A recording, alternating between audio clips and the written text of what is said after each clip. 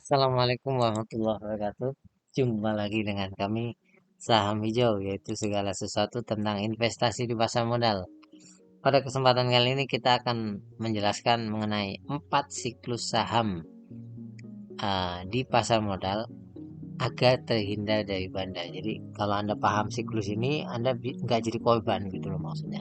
Sebelum lebih jauh, jangan lupa untuk subscribe, like, dan komen agar channel kami bisa terus berkembang. Secara umum, ada 4 siklus di pasar modal. Entah itu ada big money atau tidak, siklusnya seperti ini. Yang membedakan nanti naiknya natural atau naiknya atau turunnya natural, atau naiknya tidak natural atau turunnya tidak natural. Jadi fase yang pertama adalah fase akumulasi, yang kedua adalah markup, ya. Yang ketiga adalah distribusi, yang keempat adalah markdown atau menurunkan. Ya, nanti akan berulang. Kalau sudah kalau sudah turun lagi, maka ada fase akumulasi kembali. Itu seperti ini siklus yang nggak bisa dihindari dalam sebuah pasar modal itu. Kalau kita mau untung ya paham fase ini. Sederhananya ya, kalau di atas ya udah distribusi gitu, kalau di bawah baru akumulasi. Ini contoh sempurna ya dari sebuah saham. Saya nggak nyebut sahamnya saham apa, tapi maksudnya ada namanya fase akumulasi, ini biasanya ada namanya fase markup, ada namanya distribusi, ada namanya fase markdown. Ini contoh.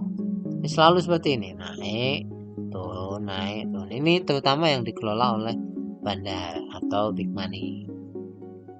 Fase yang pertama itu adalah fase akumulasi.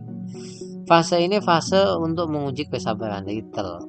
Karena apa? Tujuan utama daripada bandar adalah untuk mengusir retail sebanyak-banyaknya. Jadi retail semakin nggak ada, itu semakin bagus di sebuah saham tertentu. Jadi di sini fasenya. Ya. Caranya banyak. Nanti suatu hari kami akan jelaskan khusus bagaimana cara bandar itu mengusir retail dari sebuah saham. Ya. Ini fase yang pertama. Nah, yang perlu diwaspadai itu gini. Ini kan fase akumulasi, fase di mana bandar ingin memegang saham sebanyak-banyaknya. Kenapa harus pegang banyak? Karena kalau pegang banyak untuk menaikkan harga itu nggak butuh dana yang begitu besar. Ya, dananya yang dibutuhkan lebih kecil lah intinya. Pokoknya semakin banyak barang di bandar, semakin kecil uang yang dibutuhkan untuk menaikkan harga saham. Nah, yang perlu diwaspadai itu gini. Kalau misalnya Anda mengatakan berarti ketika ada saham yang sideway, kita bisa partisipasi dong di situ. Ya belum tentu juga, karena apa? Ketika sideway bisa terjadi setelah itu naik, bisa terjadi setelah itu turun. Kan susahnya di situ. Jadi perlu waspada juga. Ini fase yang intinya membuat Anda pergi dari sebuah saham, itu aja. Yang kedua, fase markup. Fase markup ini fase menaikkan harga saham.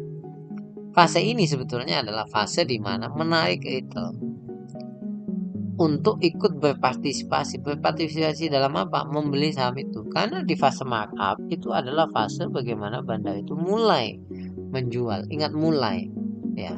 Berarti bukan semua dijual, enggak, tapi mulai menjual. Nah, biasanya markup itu di sini. Maksudnya set, ya namanya aja markup, menaikkan ya. Wush gitu. Nah, contoh Anda lihat di sini ya, ini. Set naik. Ya. Set naik. Nah, yang perlu diwaspadai itu gini. Kenaikan itu bisa sangat singkat, ya. Sangat singkat sekali kalau ada big money itu, sangat singkat, jadi naik wush gitu. Nah, teorinya ini sudah teori umum. Kalau sebuah saham naik cepat, turunnya cepat. Ya, kalau sebuah saham naiknya pelan, turunnya pelan. Maka kalau misalkan naik cepat, turun cepat, maka kalau ketika naik Anda harus cepat-cepat keluar gitu loh intinya. Kalau turun, Anda juga harus cepat-cepat keluar. Tapi ketika naik, keluar untuk take profit. Ketika turun, keluar untuk menghindari loss yang begitu besar. Fase ketiga, distribusi.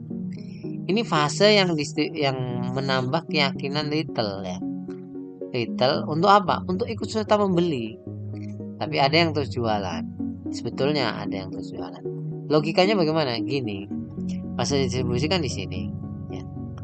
Jadi biasanya retail akan mengatakan seperti ini. Ini wajar, ini lagi koreksi atau lagi konsolidasi sebelum lepas landas lebih jauh. Biasanya kan gitu.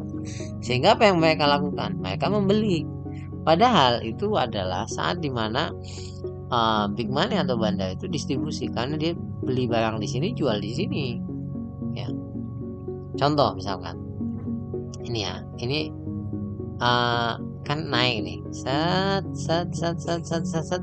Ini udah fase distribusi ini. Ya, ini fase distribusi. Karena apa? Yang di sini jual. Ya, memang ketika terjadi distribusi di sini bisa terjadi setelahnya naik lagi, tapi berarti butuh fase yang namanya akumulasi kembali. Ya, kalau mau naik lagi. Nah, persoalannya kan bisa naik, bisa turun. Kalau Anda sudah tahu analisa volume yang saya jelaskan di video lain, atau sedikit teknikal yang namanya reversal, Anda bisa lihat juga di video kami, Anda masih oke lah. Tapi kalau misalkan Anda tidak tahu cara menganalisanya, nah itu Anda akan jadi korban. Di sini sebetulnya jualan, Anda membeli gitu. Itu yang menjadi patut diwaspadai. Nah, fase keempat adalah markdown ya. Fase membuang retail karena supirnya sudah kabur. Maksudnya bagaimana? Markdown itu kan di sini nih. Set, saham itu turun. Ya. Kenapa bisa turun? Karena pengendaranya atau supir daripada mobil itu sudah pergi. Jadi arahnya nggak pasti. Sana sini seperti itu. Nah, saya jelaskan. Ini kan sebetulnya distribusinya bisa jadi di sini ya, sampai sini. Sebenarnya kemudian dilepaskan. Dilepas sahamnya semuanya. Nah, persoalannya kemudian partisipasi big money atau uang yang besar tidak ada di sini, sehingga kemudian harga sahamnya akan terombang-ambing. Kan kalau retail beli kan dananya sedikit, ya dia akan turun pelan-pelan. Turun pelan-pelan ini bisa dikondisikan oleh bandar karena dia akan buang pelan-pelan, kecil-kecil ya, sehingga terus turun. Bisa itu tanpa keikutsertaan mereka. Jadi retail bermain sendiri. Nah, ketika retail bermain sendiri kan nggak ada tujuan. Retail kan 2 bulan pegang saham aja udah lepas dia. Sabar nggak naik nih, gitu. Yang diharapkan adalah cut loss. Udah itu rumus yang udah maklum. Jadi ini sebetulnya hanya persoalan kesabaran. Makanya Warren Buffett kan sering menasihati apa? Uang di saham hanyalah perpindahan antara yang sabar dari orang yang tidak sabar. Jadi seperti itu. Nah, Anda perlu pahami 4 siklus ini sehingga Anda bisa tahu pergerakan harga di pasar modal dan apa aksi yang ada di baliknya. Sampai ketemu lagi, jangan lupa untuk subscribe, like, dan komen agar channel kami bisa terus berkembang. Assalamualaikum warahmatullahi wabarakatuh.